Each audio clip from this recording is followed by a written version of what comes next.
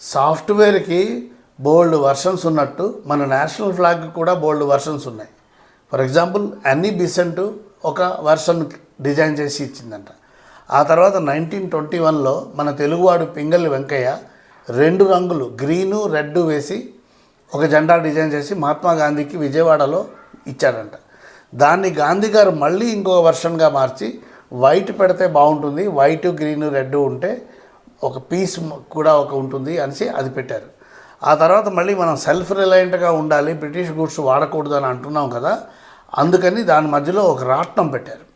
రాట్నం wheel, spindle wheel ఉంది కదా, ఆ రాట్నం పెట్టారు. అది తర్వాత మన ఇండిపెండెన్స్ వచ్చాక జవహర్లాల్ నెహ్రూ గారు రెడ్ ఫోర్ట్లో ఎగరేసిన జెండాలో ఆ రాట్నం తీసేసి అశోకుడి చక్రం పెట్టారు. అంటే ధర్మానికి చిహ్నమని అశోకుడి చక్రం పెట్టారు. అంటే సాఫ్ట్వేర్ లాగా మన జెండా కూడా 4 వర్షన్స్ చూసిందనమాట.